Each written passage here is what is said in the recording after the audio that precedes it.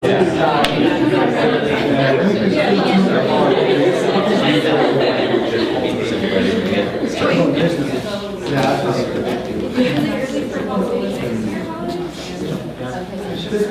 afternoon, and thank you all for coming.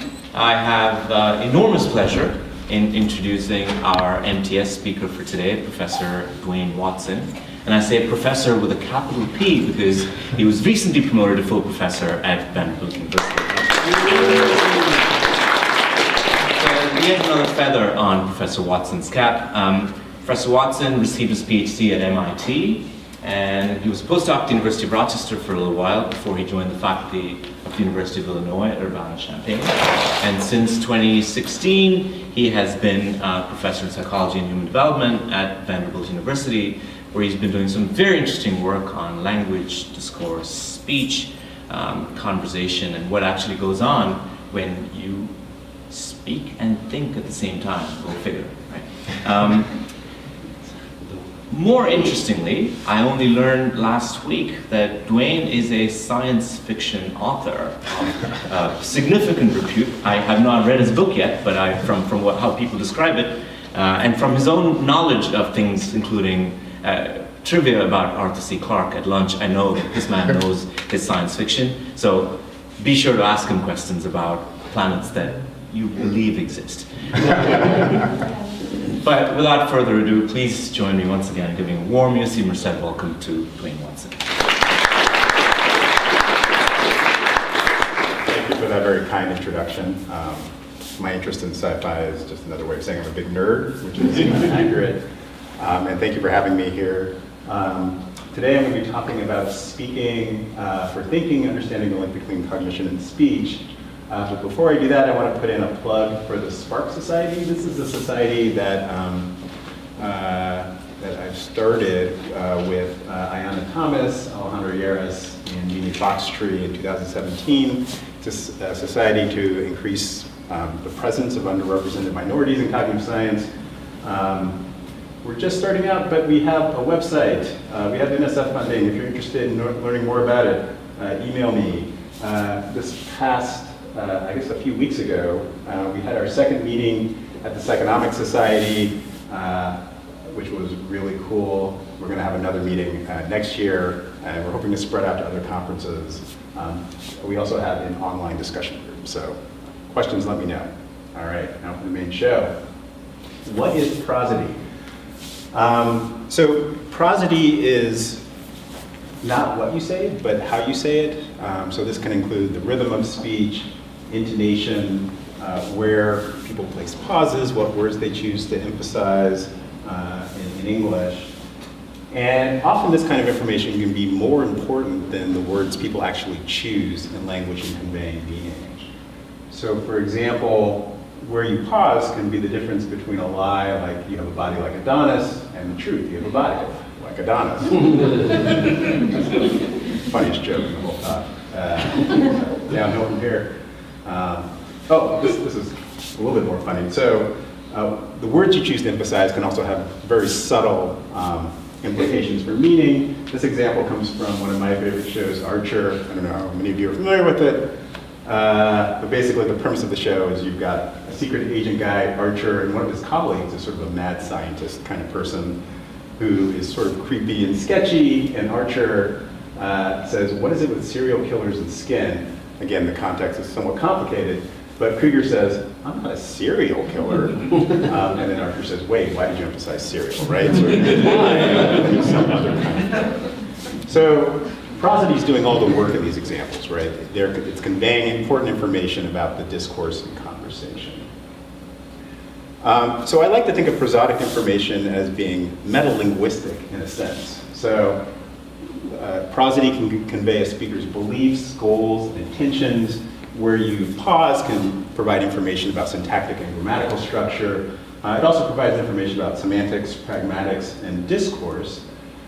And traditionally, prosody has mostly been studied by linguists, which is not a bad thing. But the goal of linguists typically has been to figure out sort of formal rules and constraints that describe different prosodic events and how it interfaces with other aspects of language, like grammar, phonology.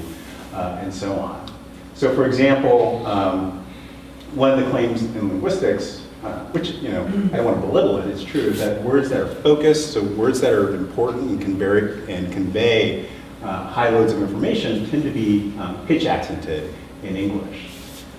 So, for example, this is some text from Fiona Hill's testimony was it last week, a couple of weeks ago. I'm probably familiar with it. As Republicans and Democrats have agreed for decades, Ukraine is a valued partner of the United States. And if you were to listen to her say this, she's going to produce Ukraine with a little bit more prominence. It's going to be foregrounded compared to the language around it. And this second production of Ukrainian, the concept of Ukraine, is going to be reduced. It's going to be shorter in duration. So if you're trying to come up with a formal system that explains where people place pitch accents, you might rely on this idea of focus. But it turns out prosody is really messy. And I say, I can say this because I'm in the field. The field of prosody is kind of a mess. And part of it has to do with the fact that formal rules don't seem to really do a good job of capturing all aspects of prosody. So in this particular example, you could ask yourself, why is Ukraine being accented here? Is it something to help the listener out? Is it a way in which the speaker can convey to a listener what information is new? Or is it more prominent because it's helping the speaker out, right? Maybe they're saying it with more prominence because it takes more work to get the word out. And so that's the kind of issue I'm going to be talking about today. Prosody is influenced by linguistic structure, but I'm going to show you some examples suggesting that it's also clearly influenced by the cognitive machinery of language production, as well as social and contextual and communicative contexts. All right? And one of the things that I've been arguing is that without understanding all of these things simultaneously, we're not going to be able to model prosodic representations very well. Okay? So just to give you a very brief roadmap of what I'm going to talk about today, I'm going to talk about 3 different prosodic phenomena. I'm going to present some evidence suggesting that speech rate and word durations are partly driven by planning processes. It's not all about signaling information to the person you're talking to. Then I'm going to, talk about some data suggesting that speakers provide better acoustic kinetic cues to prosody, particularly emphasis, in more engaging and communicative context. And then lastly, I'm going to argue that part of prosody perception is based on our own expectations of what we think we're likely to be hearing. Okay? All right, so let's start with number 1. Let's talk about word duration. I'm in Nashville, so I got to throw in a Dolly Parton reference. Imagine person A says, "Who took your man?" and person B says, "Jolene took my man." So we all have the intuition that Jolene is going to be probably the most prominent thing in that sentence, and it has to do with the fact that it's an answer to the question in A. And so the thing that keeps linguists and psycholinguists like me up at night is trying to figure out exactly what the cognitive machinery is behind the decision to lengthen that word Jolene. Okay? So some theories argue that this is something for the listener, and so these are sort of more linguistic or computational linguistic theories. And the idea is that, like I said at the beginning of the talk there, these constraints where important information tends to be lengthened and accented, less important information is reduced. And these things sort of serve as signals to listeners. They're sort of discourse guideposts. The second approach, and this is the approach I'm going to talk about today, is that lengthening words and producing prominence is actually an artifact of language production. That in speaking, you need to provide yourself with time to get the word out, and you can do that by lengthening the word, all right? And this is my idea. This is an idea that's been proposed in literature. But what I do want to emphasize today is that we can think of this as sort of a window into the cognition of planning language by looking at word durations. So this is sort of like basically a cartoon of the language production process. At the highest level, you have message planning, and then you've got to pick the words and the grammatical structure that you're going to use in a sentence, and then you've got to pick the sounds and actually plan an articulation for the words that you want to produce. So if you're trying to say, "I think Jolene took my man," you got to think about Jolene. You got to pick the word and the fact that it's the subject of this embedded clause here, and then you've got to pick the sounds related to Jolene. So one theory of the relationship between speech timing and planning is called the facilitation reduction hypothesis. And the idea here is that planning at every single one of these levels can influence the duration with which you're going to produce the word Jolene. Whoops, got a trigger finger there. So if accessing the concept of Jolene is easy, you're going to shorten it. If picking the sounds of Jolene is easy, you're going to shorten it.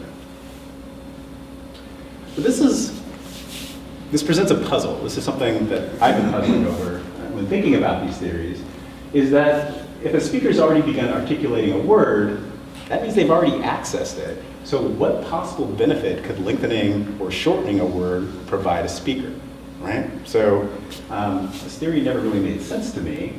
And so in my lab, we've been sort of thinking through this idea that different levels of language production are linked to speech rate at different points in the sentence. And we have a couple of different hypotheses. One is that the process of phonological encoding,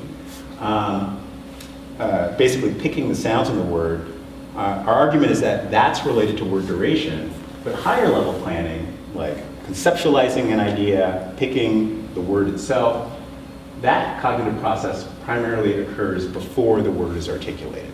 All right? So the experiments I'm going to talk about today are going to present some evidence that phonological encoding is linked to duration, lengthening and reduction of a word during a word, and everything else, all the other planning happens before you hit that word. Okay, so our theory is, color doesn't look great here, but our theory is that there's sort of this division here where phonological and articulatory planning have consequences for Jolene, message planning, and syntactic lexical formulation have consequences for I think. Okay, and so let's focus first on phonology and articulation. So, like I said before, why was timing of a word lead to reduction? The idea is that the time provided by the length of the word gives you time to actually order the sounds of the word. And this idea actually came from one of my old colleagues at Illinois, Gary Dell. He did an experiment with Saval way back in the 90s where they had people do this kind of weird experiment where they gave people a pair of words and they had to repeat those pair of words as quickly as they could for 8 seconds. So they were either given pick pen, say pick pen, pick pen, pick pen for 8 seconds, or pick tick. And the difference between these two is that pick pen has overlap at the beginning of the words, whereas pick tick has overlap at the end. And what they found was that pick pen was produced more slowly than pick tick. And they actually had a computational model that explained this. So the idea, the central idea behind the model is that the process of serially ordering those sounds can create interference that either slows you down or speeds you up. So if you're saying, so in this model, at one level you have nodes that represent words, and these are connected interactively with a level that represents phonemes. And so if you're trying to say pick pen, pick is going to send activation to the p and the I, and that's going to send activation to both of these. And what that's going to do is create competition that ultimately slows you down throughout the duration of the word. In contrast, for pick and tick, that initial activation of p and I isn't going to activate tick, and in fact, you're not going to get competition until you get to the ending sounds of the word. And so the difference in the timing of that overlap, the difference in the timing of that interference, has consequences for how easy it is for these words to say. It's sort of the high-level explanation for why it works. And so we were interested in whether that kind of serial ordering of sounds has an impact on actual duration. So Saval and Dell didn't look at duration, they just looked at the number of words that were produced. So this is work with my old graduate student, Andres Lugo, who's now a postdoc at Maryland, and Dominique Simmons, who was my lab coordinator at the time. She's now a data scientist. And we were interested in figuring out whether serially encoding sounds lead to duration differences. So our overall strategy was to design a simple recurrent network. And the task of the network was to produce these compound words like layout and layover versus outlay, overlay. So words that are not overlapped initially versus finally. And we tried to match these so that they were reversible to control for all the phonemes. I can tell you that pairs like this, in English there's only 6 of them. It was really traumatic coming up with them. So we wanted to train the model, see where it had difficulty, and then we had speakers produce these word pairs, and the question was, do speakers slow down within the words at points of complexity predicted by the model? Because the SRN works through serial ordering information over time. Okay, so let's talk about the model. This model is based on a model by Del Giuliano and Gavinji, and I won't go into too much detail, but we've got a lexical layer of just 2 nodes. These feed into hidden units, which feed into the output that guess about what's coming next. And on each cycle of the model, activation from the output layer and the hidden layer are copied to 2 separate banks so that the model has a memory. All right, and so you can see how what happens on the previous iteration of the model influences what's going on in the current iteration.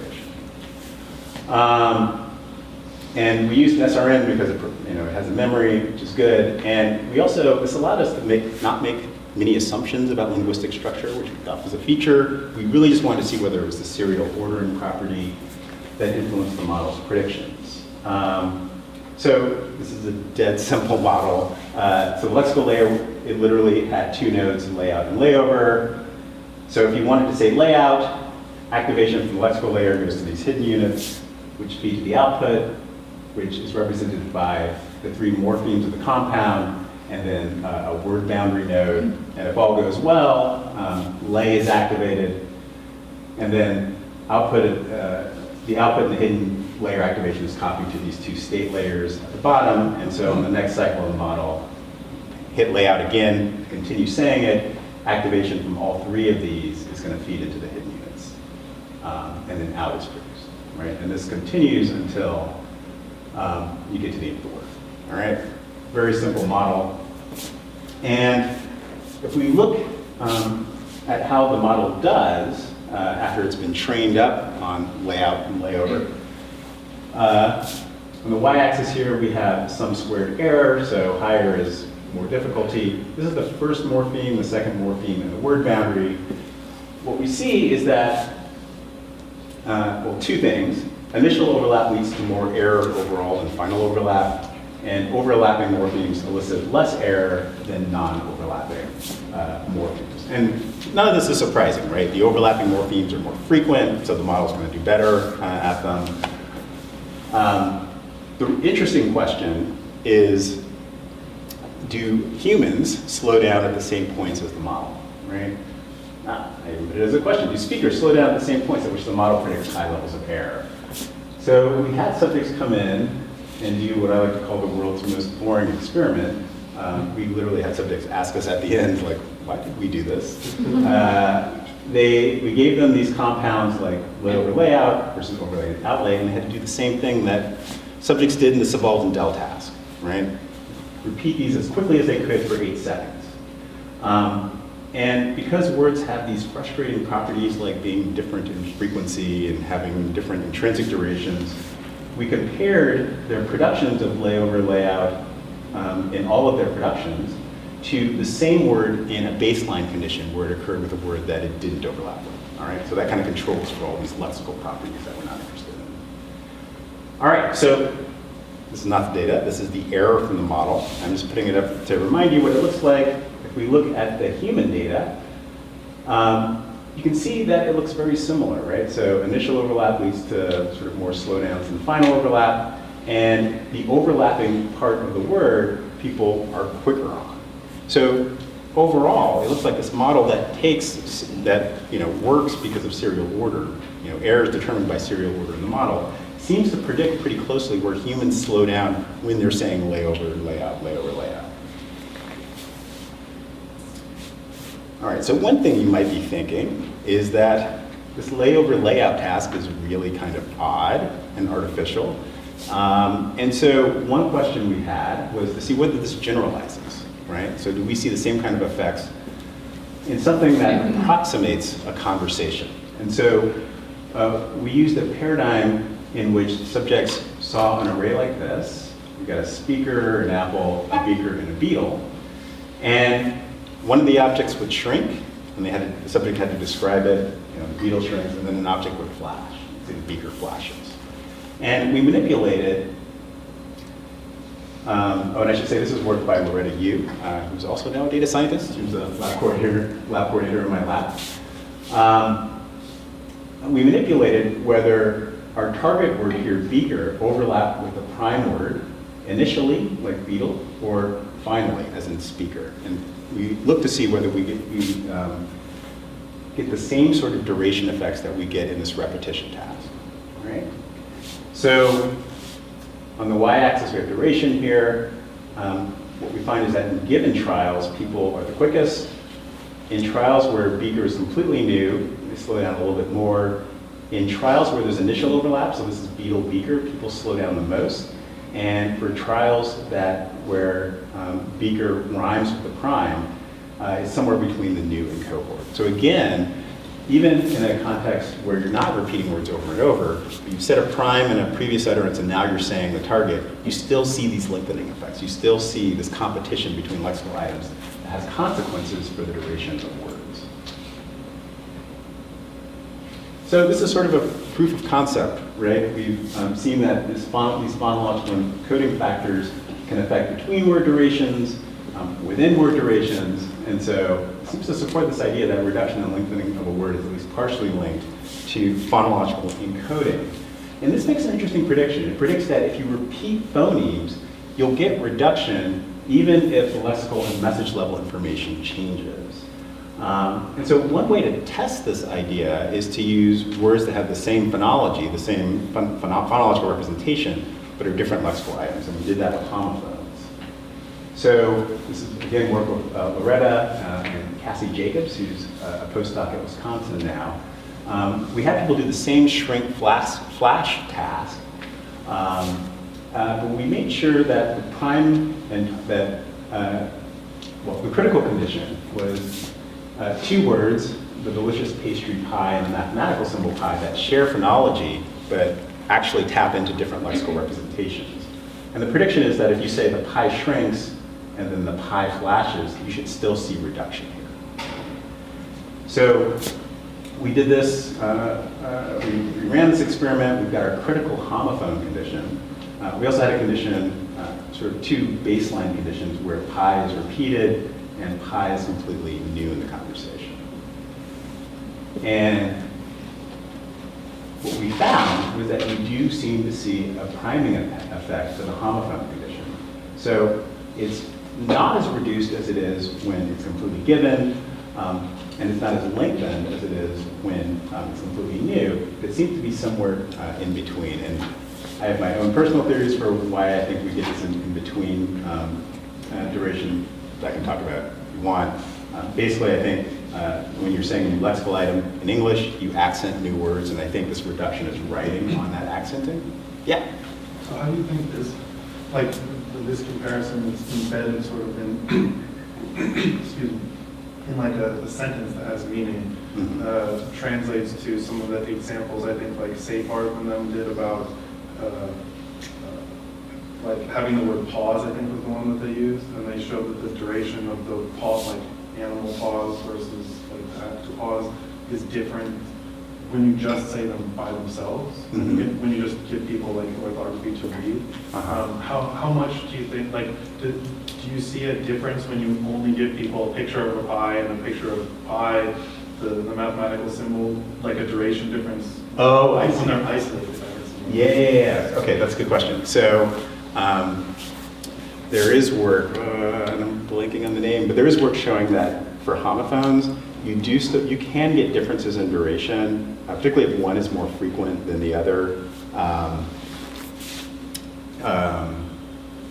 But here I'll say it's not a confound here because we counterbalance which one was the target. So any difference here probably isn't due to sort of the intrinsic duration of the homophone.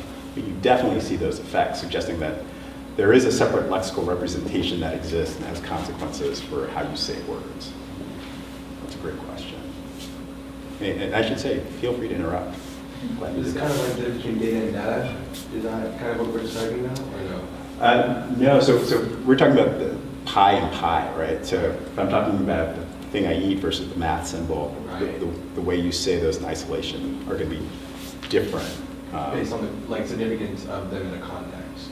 Yeah, it could be the significance of them in the context, or something like frequency. So the pastry, if you're at a bakery, pie is going to be more frequent than, well, that's ambiguous. The pastry pie is going to be more frequent than the mathematical symbol pi, and so you might reduce it in that context. Yeah. Yeah. How do you get negative duration? So that's a great question. Whoops. So a mixture of both auditory information and looking at spectrogram for just acoustic phonetic cues to the target word that we were looking for. So we measured the whole word. Does that answer your question? Other questions? Yeah. I'm just wondering about the homophones and whether or not you would expect to get these similar results with accents where you have homophones that aren't there for other accents. Oh. So like sauce and sauce for me are exactly the same. Right. The first right, one right. might be chocolate sauce and the second one could be where'd you get your information from? Yeah, so that's a great question. We've actually looked at that in so in American English, there's a distinction in some dialects between pin and pen, which I don't have, so it took great effort for me to say. In my dialect, those are the same word, pin, and so we look to see whether if your dialect is one in which, like my dialect, where they're the same, do I still get sort of lengthening effects if I hear pen versus pin? And the answer is yes. So it's something abstract about the phonological information, although I'm going to show you some data in just a second suggesting that it may not be totally abstract. It's a great question, yeah. Just a clarification about the model. Was position explicitly encoded in the model, or was whether it was the first phoneme or the second? No. Okay, it was just about the time from. Yeah. I mean, the model was trained and was able to extract position information, but that was not explicitly coded. Good question. All right. Okay, so I presented some evidence suggesting that phonological and articulatory planning are linked to how you say a word. I'm going to really quickly talk about some evidence we have suggesting that higher level planning is linked to duration effects before the word, before our target word chosen here. And the way we did this was by using the same kind of shrink flash paradigm, but for the prime, rather than using a phonological competitor or overlapping prime, we used a semantic associate. And the question was, or the prediction of the facilitation reduction hypothesis, right? This theory that if you make anything easy, you get speed ups on your target word.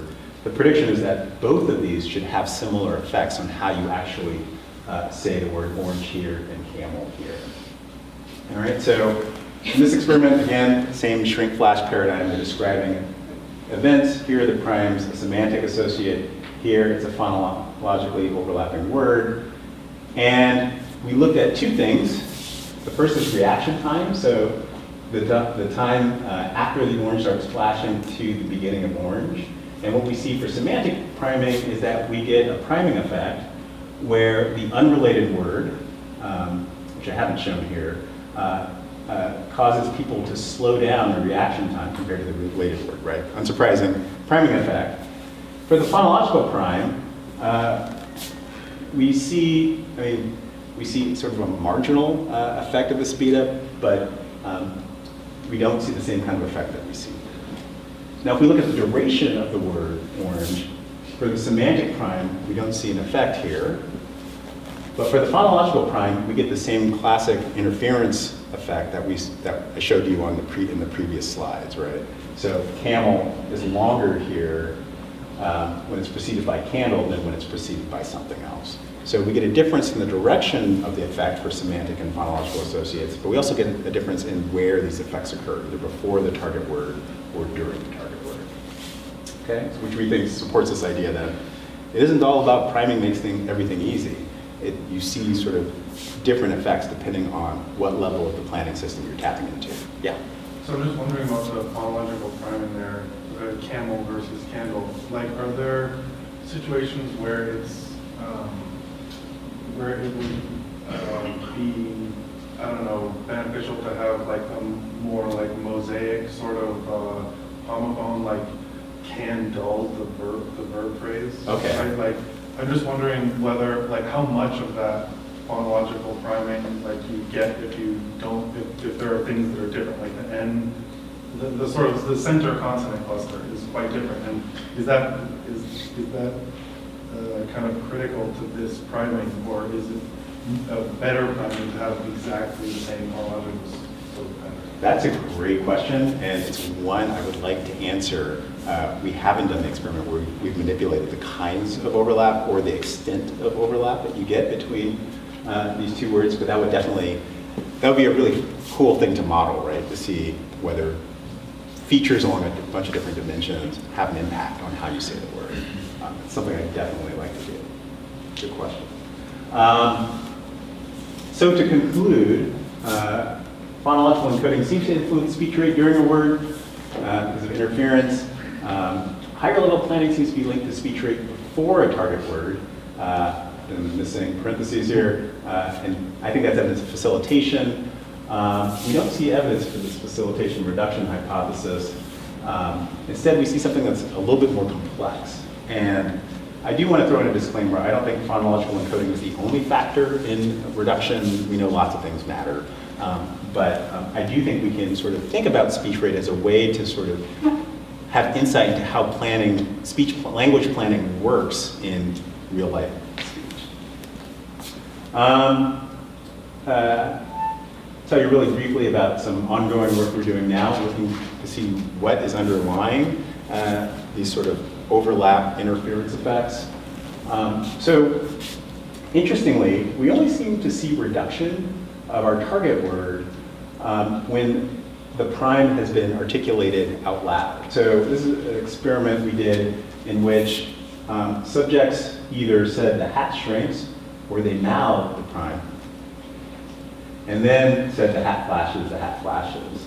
And interestingly, in both of these conditions, reaction times to the target are faster compared to a baseline control, but we only see reduction when that prime has been vocalized aloud. And so what this suggests to us is that this is sort of further evidence that soundy kind of representations are influencing the duration during a word.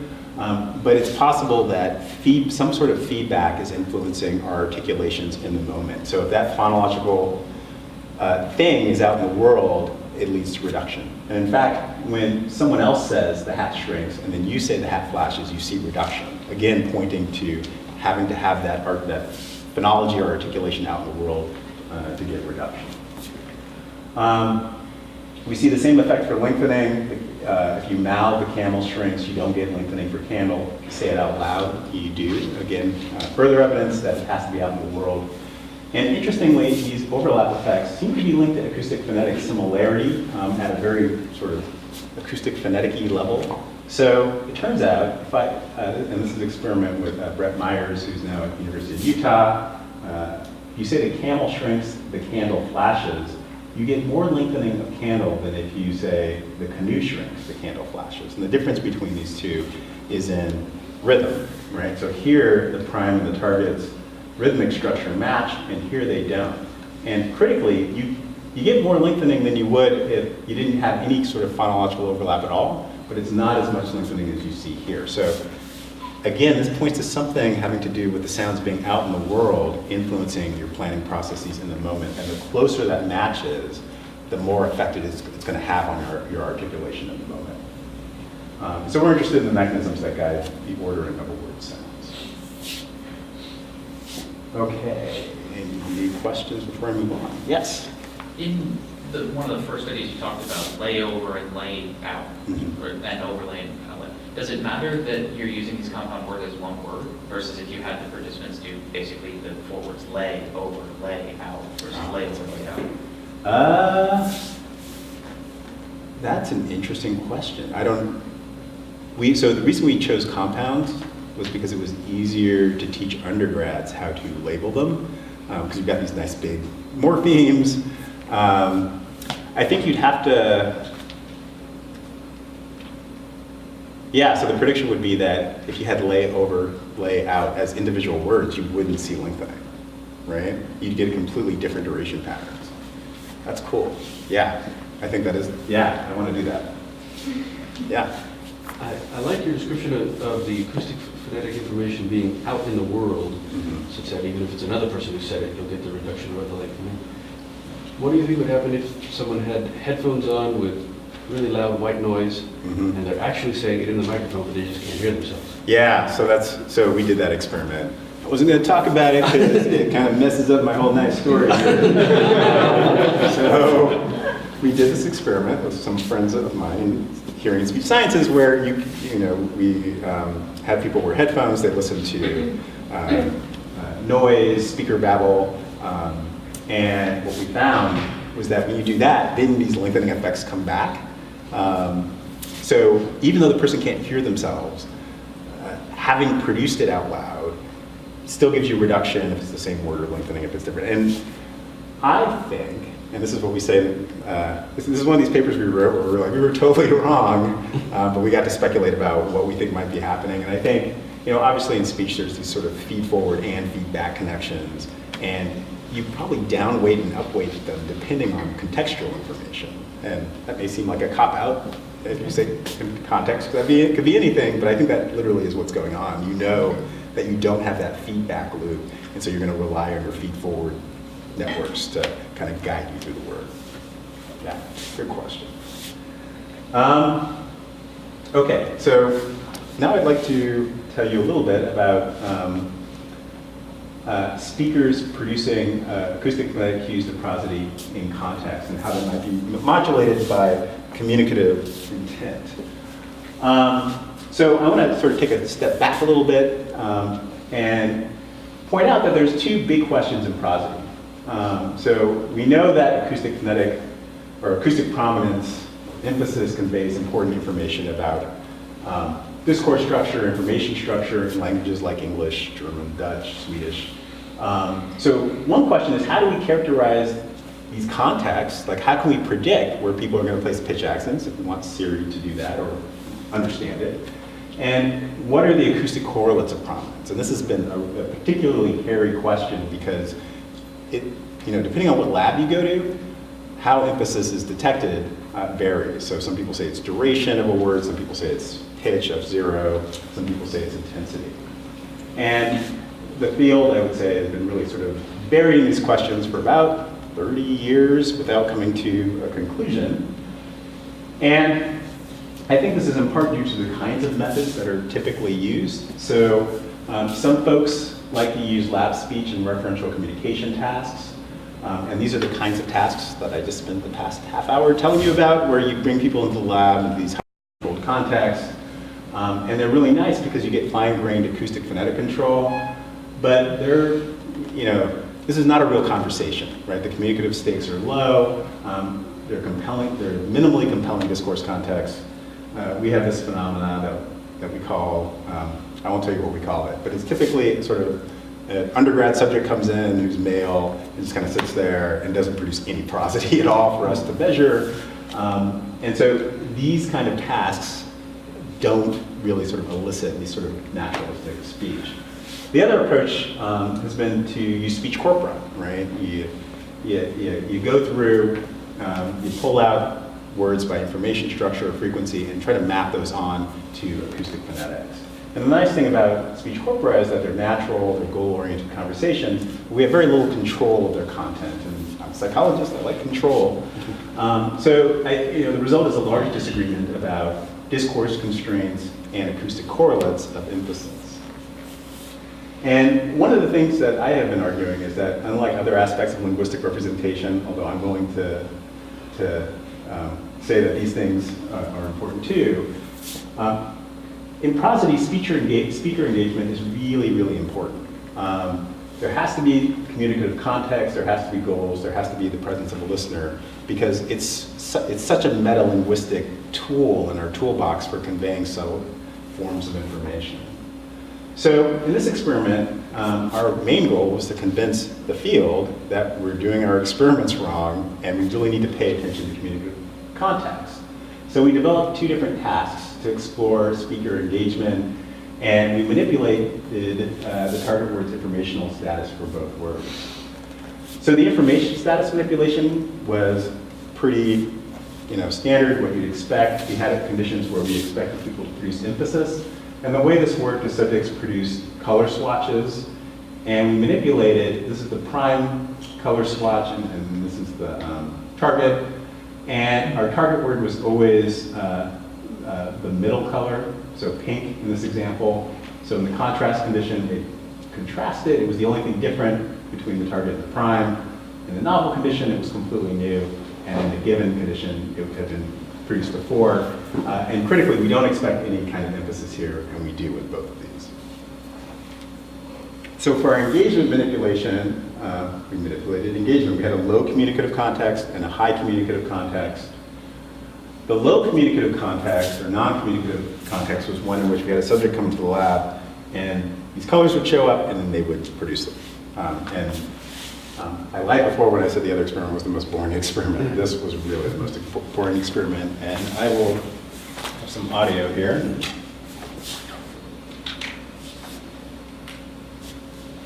Maybe. Red, gray, white. Black, blue, brown. Okay, so they did that for about 40 minutes. Our communicative task was doing basically the same thing, but in the context of Minecraft. And this is work with Joe Toscano at Villanova. And we had subjects do this task with a partner. So 2 players came to the lab, and they had to work together to solve various puzzles in order to navigate a dungeon that we created. And they were placed in separate rooms and communicated with each other over microphones. And so basically, it was sort of a more engaging version of that preferential communication task. So like I said, each participant was in their own room, they were connected through a server, and we recorded their conversation. And for those of you who are not familiar with Minecraft, it's sort of basically a platform. It's kind of like Legos. You can build things, there's game components. It was sort of the thing to do if you were a middle-aged kid, probably like 5 years ago. So I want to show you one of our filler trials, and we included filler trials intermixed with our critical trials in order to really engage the subjects. And so this is an example of that. Whoa. And so this is the point of view of one of our subjects. That's his arm.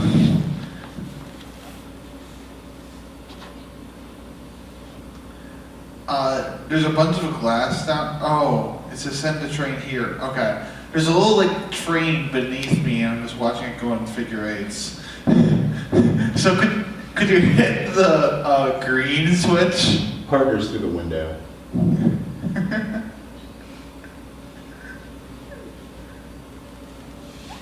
Okay, cool. All right, so that was a filler trial, and all the filler trials were different. They had to go into the room, figure out what the puzzle was, and convey information to their partner.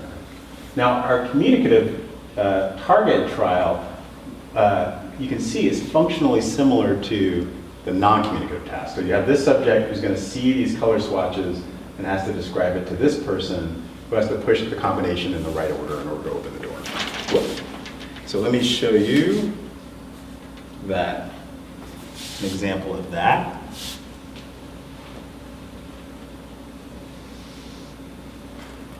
Blue, white, and brown.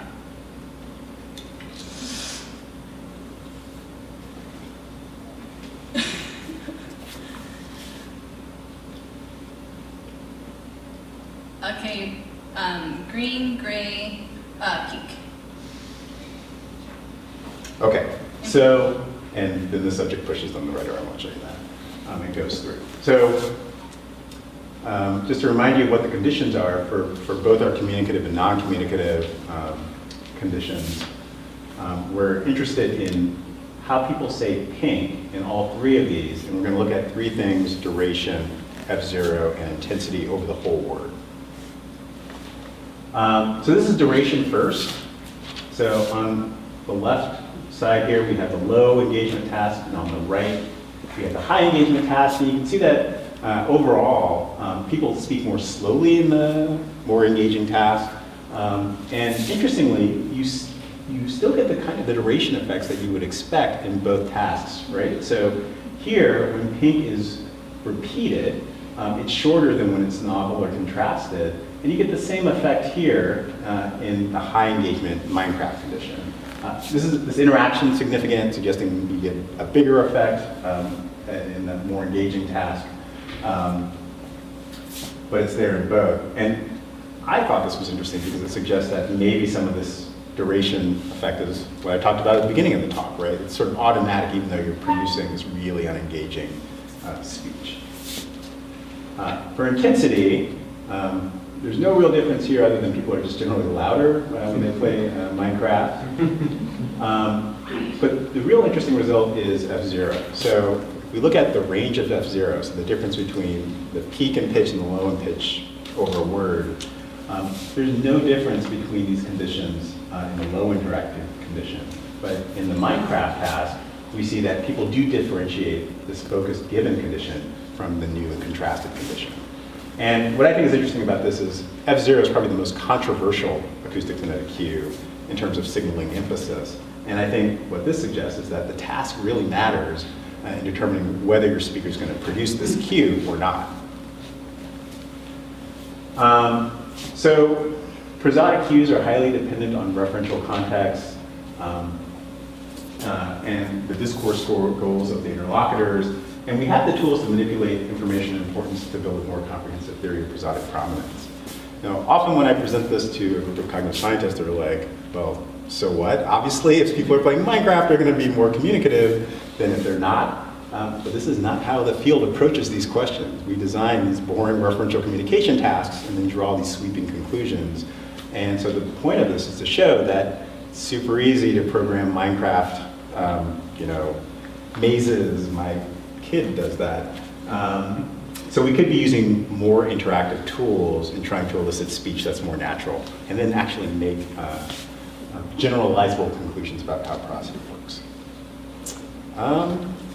Any questions about this? Yeah. Yeah, so when they're talking in the Minecraft task, like how much of that conversation is not directly related to, like, are they just chatting every now and then, or? 'Cause I heard it was pretty sparse, it was like, oh, do this and do that. Yeah, so you're asking how much of the conversation was related to the task itself? Or like how much more added like conversation do they have besides just like pointing? Oh, that's a good question.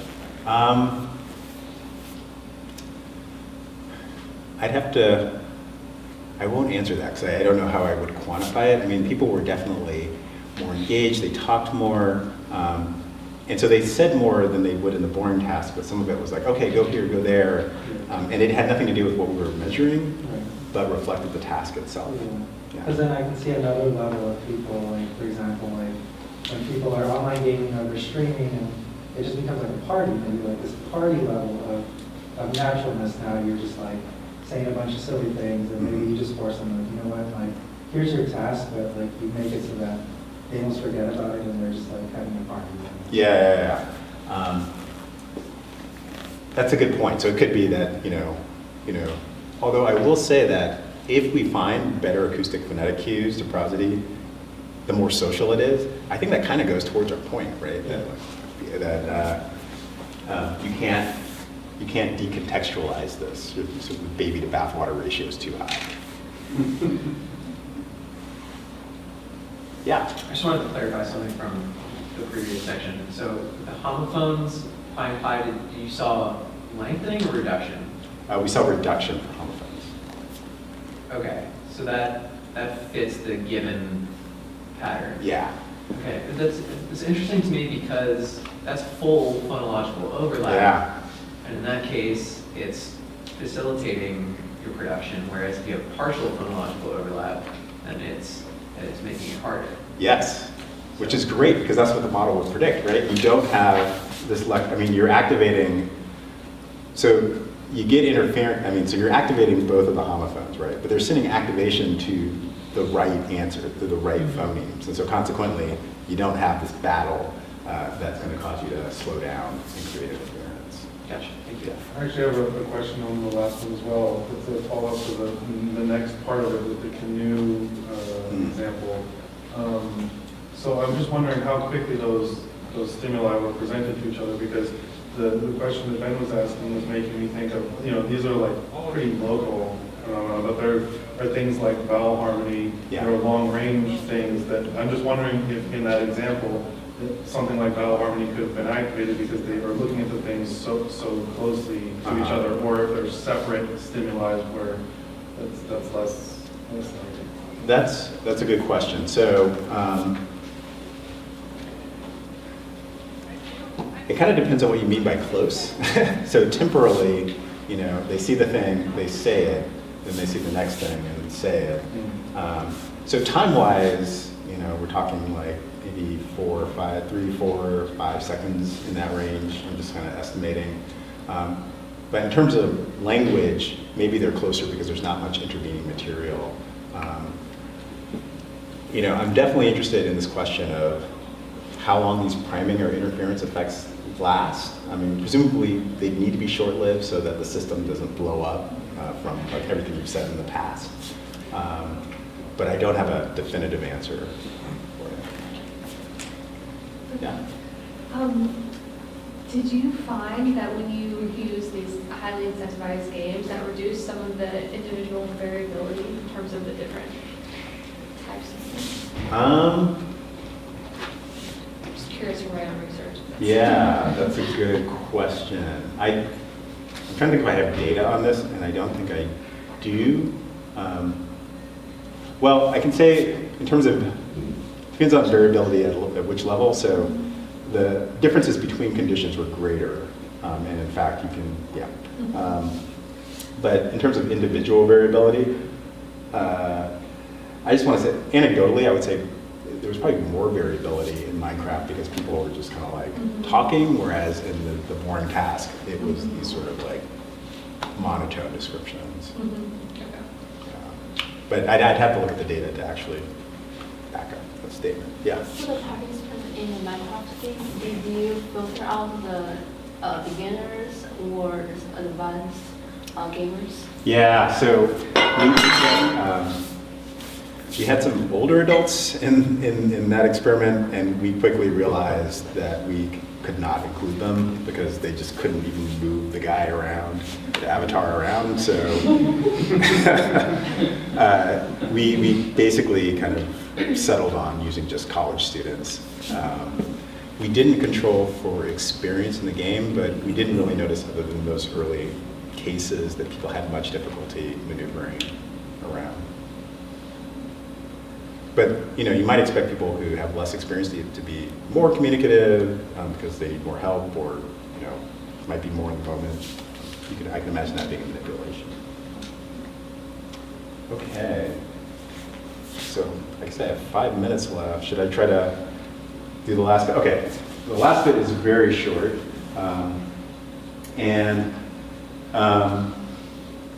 this is a very quick experiment showing that prosody doesn't exist necessarily in its own objective reality. Part of our perception of prosody is predicated on our expectations about what we think we're about to hear.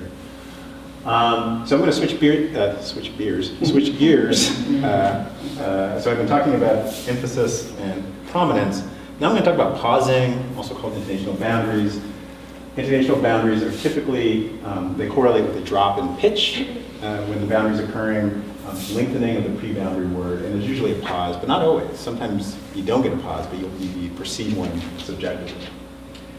And traditionally, researchers have been interested in whether there's mappings between syntax and prosody, these boundaries. Are you more likely to get these boundaries at major syntactic junctions?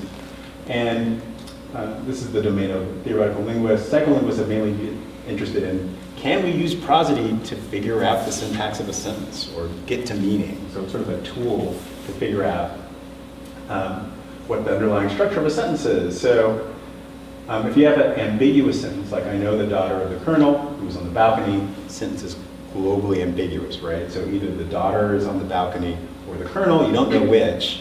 But it turns out that if you put a pause after colonel, I know the daughter of the colonel who was on the balcony, there's a preference for assuming the daughter's on the balcony. If you put a pause after daughter, I know the daughter of the colonel who's on the balcony, then there's a bias towards thinking the colonel's on the balcony. So prosody can kind of push around your perception of the structure of the sentence.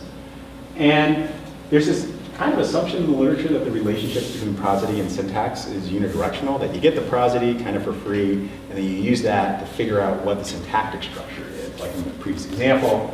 And I won't read this quote, but this is something that Amy Schaefer says explicitly in her thesis. And I think it typifies how people have approached the problem generally. But one thing to think about is prosody has to be parsed too. You don't necessarily get it for free. And our question here was whether syntax can be a constraint on prosodic parsing. So if you have a sentence like, I know the daughters of the colonel who are on the balcony, this sentence isn't ambiguous because R here tells you that it has to be daughters because they agree in number, right? We're on the same page. So the question is, if you know what the syntactic structure of a sentence is, does that create the subjective percept of a boundary here, right? So do people use top-down information to figure out the prosodic structure? So we investigated this using sentences like this, put the bowl that's big on the tray versus put the big bowl on the tray. Very simple sentences. In this first sentence, this location is a place where you'd expect a boundary for lots of different reasons I won't go into, but most people will put a boundary here if they're going to put it anywhere in a sentence. This location, put the big bowl on the tray, is not one of these locations. It's very weird if I put a boundary there. So we designed an experiment that was similar in spirit to a categorical perception task, where we resynthesized that word before that sort of target location for the boundary to either have acoustic cues that signaled the boundary was present versus not. And we were interested in whether people's perception of a boundary was shifted depending on where that boundary occurred. Okay. So we resynthesized the duration before the boundary, or the potential boundary. We manipulated the potential pre-boundary word's duration, and we manipulated the intonational contour of the word before the boundary to create this continuum of this sort of intonational boundary continuum. All right, so here are the results. So on the y-axis is how many times people reported, these are subjects on Mechanical Turk, and we had them listen to our sentences and just report where they heard a pause. And in the black here is the syntactically licensed locations, so places where you'd expect a boundary. And in gray here, we have locations where you wouldn't expect a boundary. And you can see that for the same acoustic stimulus, we get very different judgments about whether a boundary occurs. And in fact, when there's no evidence that there's a boundary at the good location, people are almost 75% of the time saying, yeah, I hear a boundary, but the acoustic evidence isn't there. Unfortunately for us, people are willing to report in the bad boundary location that there's a boundary 25% of the time if there's no acoustic cues to the boundary. We think this is partly an artifact of our shoddy resynthesis, that maybe they're hearing artifacts that are causing them to say, oh, something's going on here. But critically, we get this difference that's modulated by syntactic structure. So our expectations seem to influence our perception. This is not a surprise if you do any kind of perception research. But I think it's important to point out that prosody isn't free, it needs to be processed. And most, or a lot of work on prosody relies on subjective coding. In fact, coders often undergo training to learn the coding system, to learn to hear the different types of prosodic information. And that might actually be a bad approach if our expectations influence what we're perceiving. So we need to proceed with caution because the subjective coding might be problematic. All right, so to summarize, I've shown you some evidence suggesting that speech rate and prominence is related to processes in language production, and that speech rate at different points in utterance is influenced by different levels of planning. that speakers are sensitive to the communicative context in which they produce prosody, so they produce better cues in contexts that are more interactive, where those cues might be more useful or communicative. And lastly, our expectations influence prosodic perception. So all of these go towards the point that context in general seems to play a strong role in our prosodic decisions, and we can't sort of decontextualize prosody if we want to understand it. Yes, we can't decontextualize prosody for all three of these reasons. All right, thanks.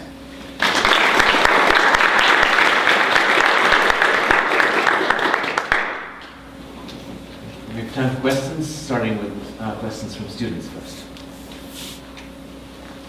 Could you go back to the cultural version of the hierarchy of language production? Or is the message planning and... Sorry, I probably picked the slowest way of doing this. Oh. So, can you elaborate on the message planning? What are people using to plan the message if not using linguistics?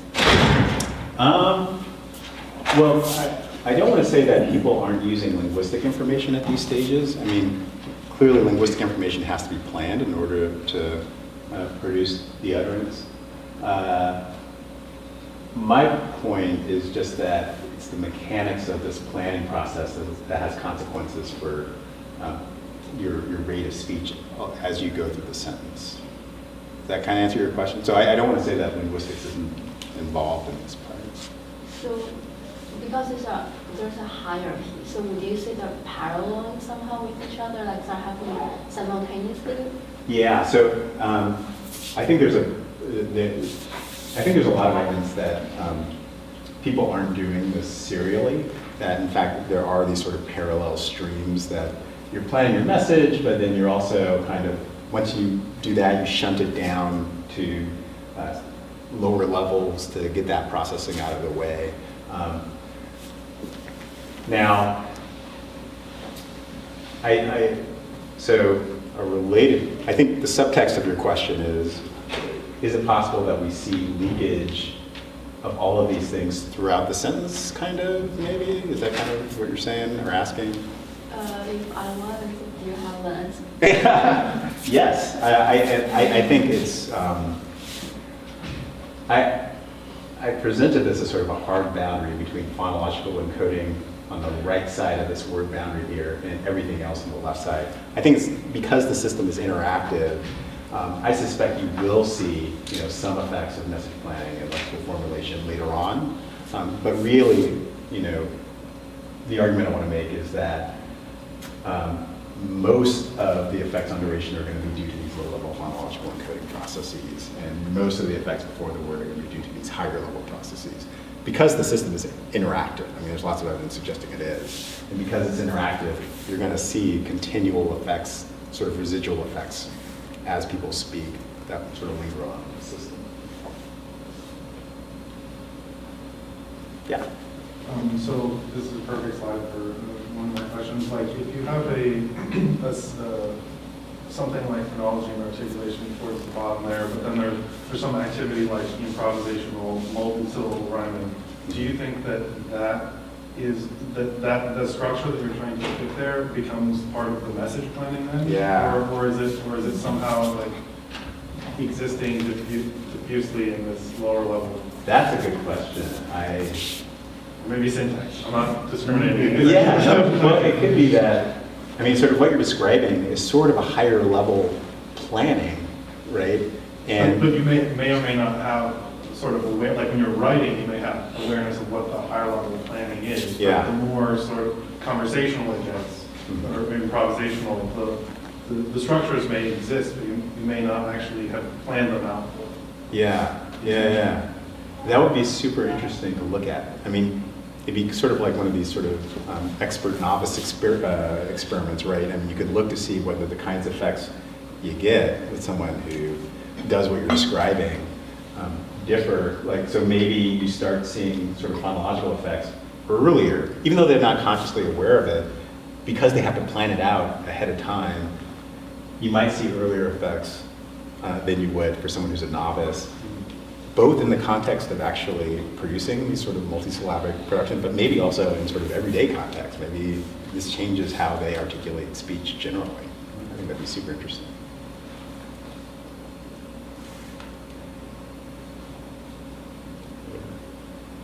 Questions? I want to ask a question about the last study where the example you used was the daughters in the kernel. And I wonder if you can talk a little bit about what happens when you pit prosody against syntax. Yeah. I was expecting you to put an example up that might say a pause after daughters, but keeping the verb agreement plural in the relative clause. It almost feels like it's prosody makes a grammatical sentence sound like a garden path. Yeah. So I know the daughters of the kernel who are on the balcony. Yeah. So the next is big. The next that has the who are, or this one. This one. Right. So if you put daughter, if you pause after daughters, the daughters of the kernel who are on the balcony. Whoa. Got me so excited, I'm knocking things over. Yeah, that's super interesting. So definitely, I mean, there are experiments showing that prosody can garden path you. And prosody can also let you know things are okay. So there are these tripling center embedded sentences like the reporter, who the secretary, who the senator liked, ignored, ran away, right? These things are hard to understand, but if you drop a verb but say it with the right prosody, people will say, oh yeah, that's totally fine. So this is all work by Greg Hickok and Ted Gibson, like the reporter, who the senator, who the secretary ignored, ran away. In fact, they'll rate that as being better than a sentence that isn't missing the verb. So the prosody can definitely create these sort of illusions of grammaticality. So I don't know that anyone's looked at that systematically in this kind of context, but I kind of want to say that the syntax is the syntax, so that's going to give you the most information about what's grammatical, but it might not, and that would be interesting. Yeah. I want to see if I understand the previous exchange that you had with Spike about the headphones. So if I understand right, the suggestion here is that effects are being driven by the acoustic properties, or at least initially. So you do this test with the headphones, you're still seeing an effect. Yeah.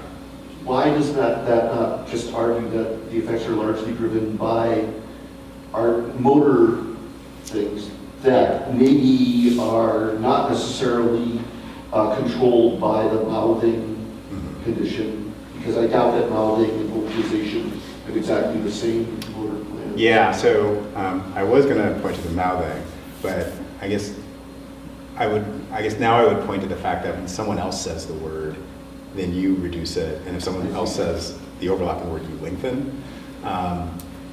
So if it was just motor, you wouldn't get that effect. So yeah, so it's all these pieces of a puzzle that we're trying to sort of fit into something that makes sense. Could it be an inference copy-based distinction, right? Like when I'm speaking, even if I'm mouthing, I still have a copy of what I intended to say, whereas when I'm passively listening, I don't, right? Again, in the motor world, it's constantly used as a way to distinguish between sort of self-action and actions that are induced upon you. And it sort of fits this forward feedback strategy that you talked about. Yeah. But where the forward strategy gets strengthened is because you have a copy of it that is used to predict what might happen. So you're saying that it could be that. Can you say that again? So when you're mouthing, as opposed to just even when you're mouthing, you're producing an inference copy of your action. Which is then that corollary discharge is used to plan what you might have said, and that planning information was probably still there. Whereas when you're listening and you don't have the acoustic information, even if the acoustic, or when you have it and it's perfect, you still don't have this additional information that comes from having planned that movement yourself. I think I'll have to think about that some more. Okay. I have a related question. Maybe you can just remind me of the first part that you talked about with the visual priming, with the flashing and the growing. Can you summarize for me how that's different than how those findings were different or the same than the linguistic version. I'm just wondering how the visual priming might be different than the auditory priming. Well, in all of these, the visual information was just used sort of as a way to get people to produce the prime. So like you see a camel shrinking and you say the camel shrinks, or you mouth it. So you didn't do any versions where they weren't mouthing or producing? Where they just we have done versions where other people have said the prime. So it is not just pure visual. Yeah. So the distinction is whether it's an auditory prime that someone else is producing or a prime that you're producing yourself. Mm-hmm.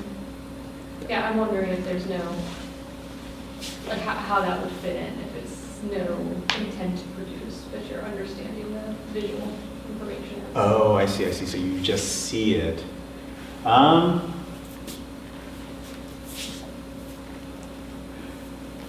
So I don't have any theories. I'm just trying to sort of Yeah. understand the relationships between the ways that. Right, I mean, going by that, I mean, the things that you mouthed rather than the ones you kind of heard should produce a larger priming because there's sort of a copy of it somewhere in your nervous system. Right, that would be the most Right. high-level prediction I can make. Yeah, Right. That's right. Which you don't see. Yeah. Right. And we have done experiments where the prime is on the previous trial, so it's completely unrelated to what's going on, and then you still see the effect. So it's not something that's conscious or even a task-relevant prime. It really is about just it having been said, and the magnitude of the priming is the exact same as if it was in the same trial. So I really do think that it's probably something acoustic phonetic-y, but yeah. So in essence, are you also making an argument that all prime is not kind of created equal? Or is it, right? In a sense, I mean, you could have a number of other forms of phonological primes where you could have a pseudo-homophone, for example, that could still prime something, or you could have something that's not temporally in the same context, like you said, that could prime something. Right. But you're imagining that all of these will kind of get you to that sort of attractor basin for processing that word or processing related to the word. Yes. But the differential activation is really depends on how strong the prime is. Yes. I mean, that's at least the degree of freedom I use to explain messy results. But the idea is that, these are all just ways of sort of getting the effect so we can make inferences about what's going on at different levels of planning and how that maps onto the speech. But yeah. So you mentioned seeing this even when the primes cross trials. Yeah. Do you have any data about how effects decay either with delay or with intervening words? No, unfortunately. So we do have that experiment I described was when it was on the immediate previous, the N-1 trial. It would be interesting to see how long these effects kind of last. There's some work from the corpus literature suggesting that you can get reduction effects over a pretty broad span of speech, but it's not infinite, obviously. And so I suspect that this is probably going to depend on sort of context, how quickly you're speaking in general, but definitely an interesting question.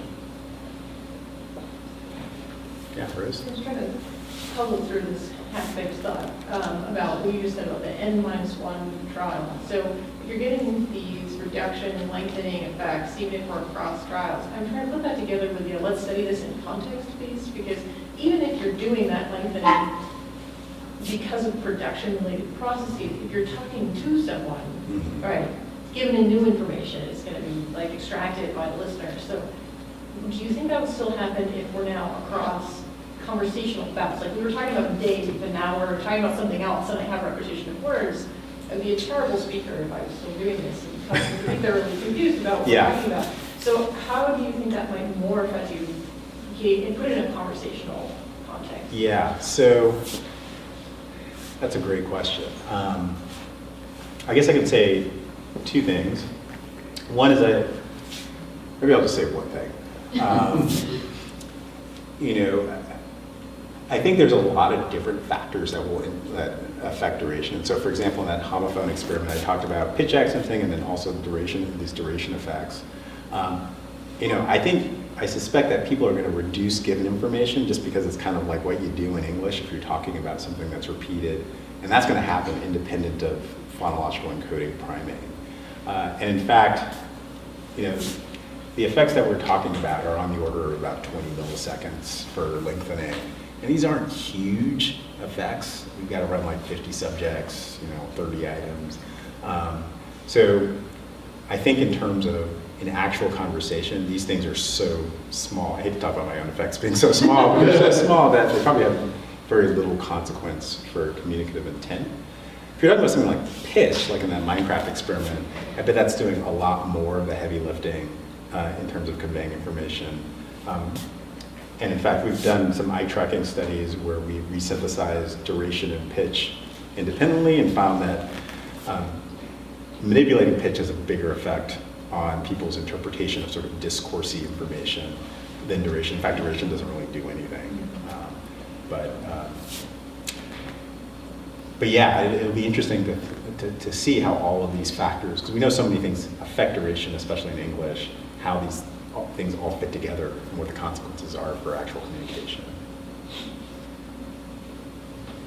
Yeah. Is there enough data in the Minecraft domain that you could look at correlations between the F0 measures and something more course-like team performance on the various tasks? Oh, how effective it is? Yeah, that'd be really cool.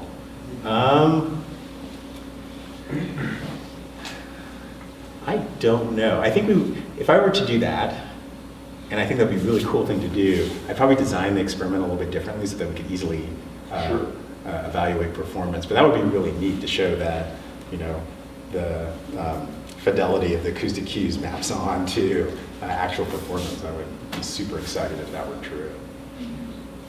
Yeah.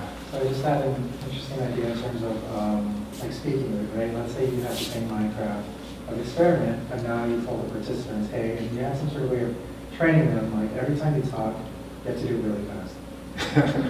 See if the pause effects are still relatively there. So if I was going to say, hey, pull that lever next to the blue one, it's like if I'm doing the task correctly, I'm probably going to pause a lot in between utterances. Yeah. And I don't know. I don't know what within the utterance, like, I don't know what the pause effects would be. Yeah, so that's a good question. I mean, so people were definitely more disfluent in the Minecraft task. I mean, it's sort of just harder in general.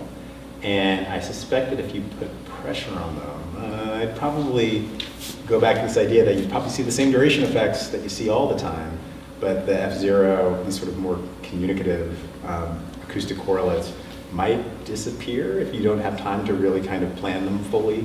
But that would be my prediction. That would be really cool. Trying to build it on that thought, one thing you could do is you can kind of track their eyes on the screen, like maybe if they're looking at an object or a particular goal, and how that would affect the particulars of the speech. Yeah, that would be cool. I'd hate to analyze that data, but it would definitely be cool to see if there was some correlation between the acoustic phonetics, the prosodic information, and like what they're looking at, and what they're looking at. If they're more coordinated, when there's better cues. That's something you'd expect from Dale's work. Yeah, that would be totally cool. Yeah. Again, stemming out of the Oracle's question here, instead of like putting like a time pressure on people's ability to talk to each other, I'm just wondering what you might expect if it is in fact like a noisy signal. So it's like there's a break, you just kind of a static noise to it. Do you think prosody is serving as a function to kind of overcoming certain noise? Yeah, that's a good question. I don't know. I mean, when we've done these experiments in noise where, people's own productions are produced, people speak more loudly, although it's hard to draw conclusions from that.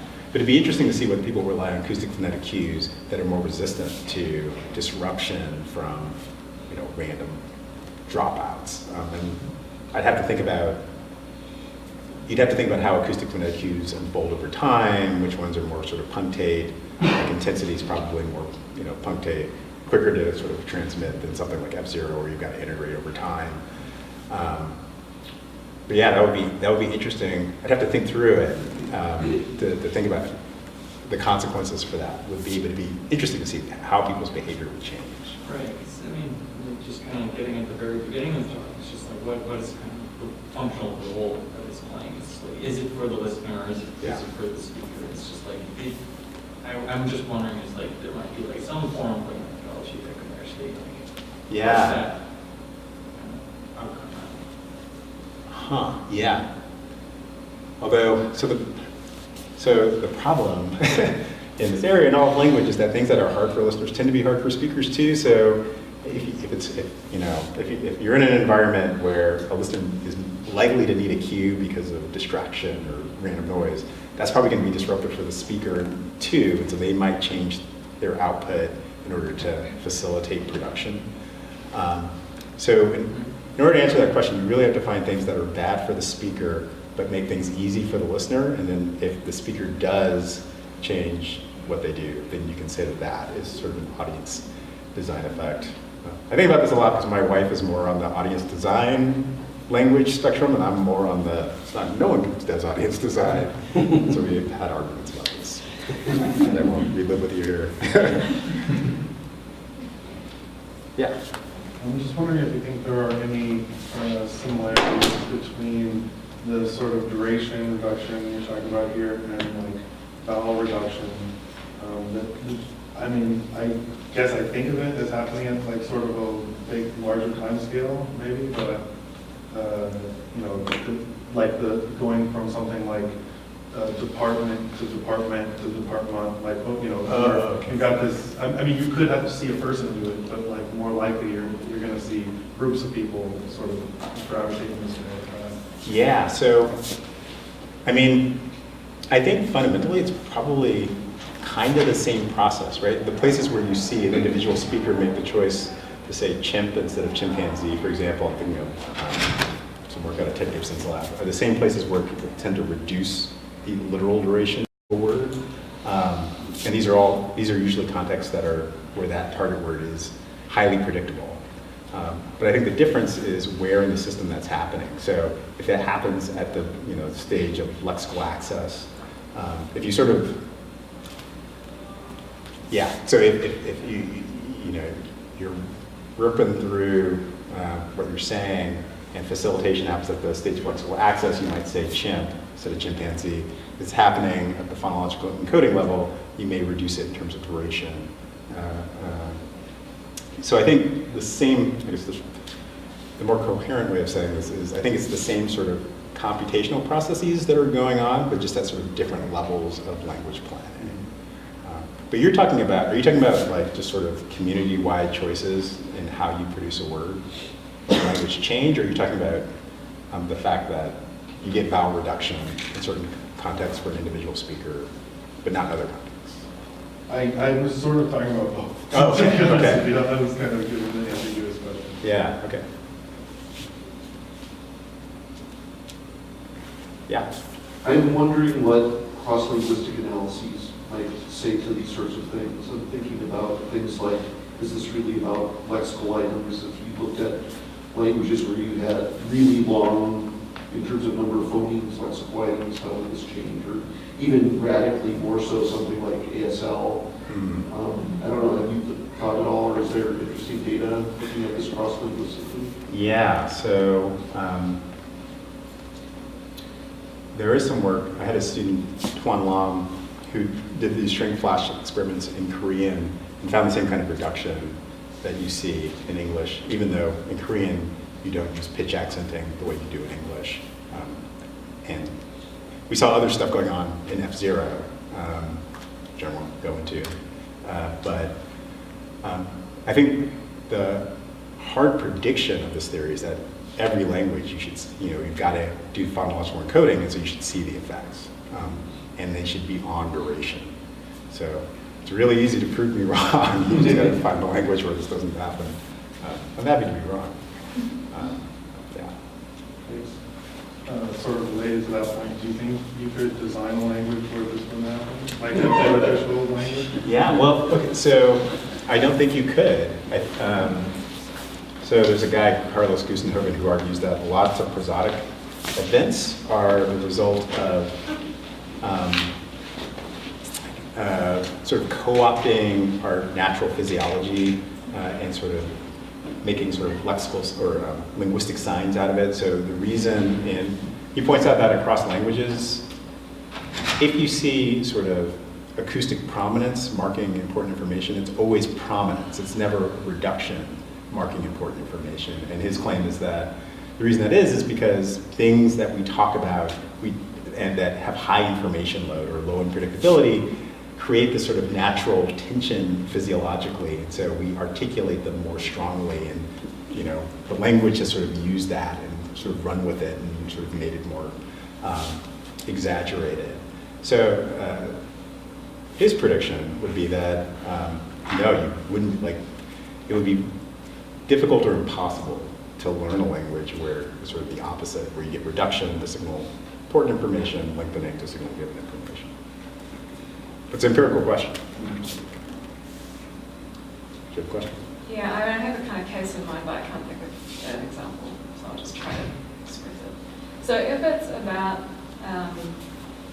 the sort of acoustic information of the world then causing these reduction lengthening effects, then thinking sort of cross accents again, something I run into quite a lot. Would you expect, so somebody else can say the thing and this causes the effect in the hearer, right, when they go to produce the sound.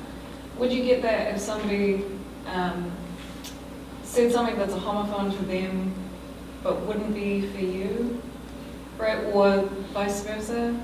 So you would sort of get the expectation of their own accent and messing up with what was actually produced by the person of the other accent, and then because that would give you a case where, like, it really is just the sound that you're hearing. It really is the sound. Yeah. So rather than actually the word. So the Southern versus, we call it the Yangtze-Dixie experiment, the Southern versus Northern accent experiment, I think gets at that, because we had, our primes were both Northern speakers and Southern speakers, and because we're in Nashville, our subjects either had Southern dialects, had the pen or not.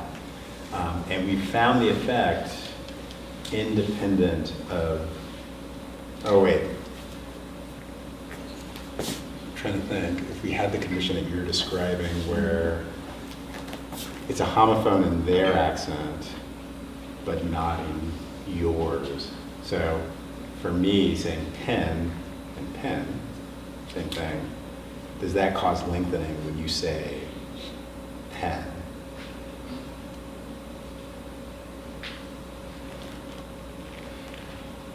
That's a good question. It'd be interesting, so you could use context to sort of disambiguate what I mean. It works sometimes.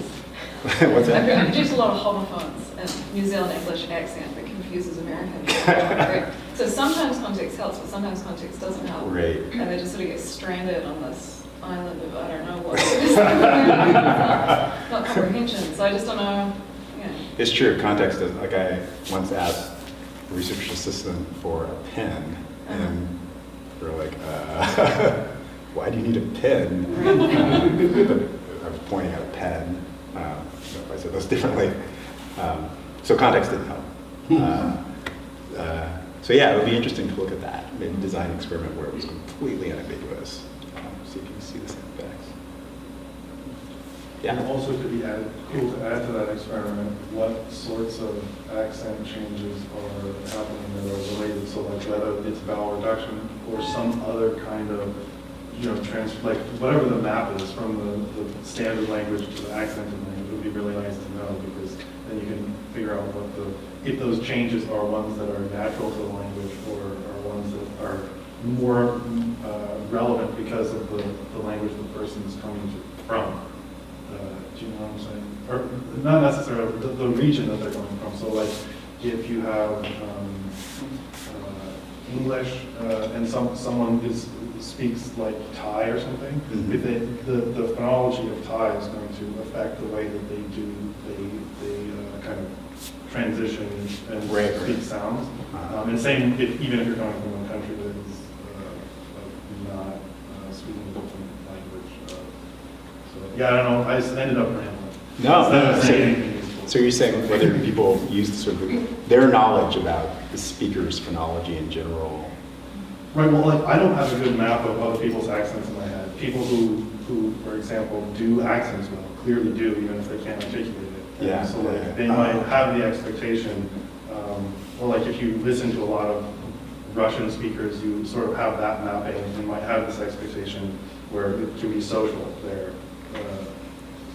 Yeah, that would definitely be interesting because you might imagine that it could go either way. Like if you have a really good representation of different people's accents, that may make it more likely that your own speech is going to be affected, or that might provide a buffer, right? You may be less likely because you can differentiate the space of accents. Yeah, that would be super interesting. On that note, we've reached the witching hour. We thank Professor Watson. Very thought-provoking talk. You've received my email about next week's MTS being cancelled, so we will meet in 2 weeks.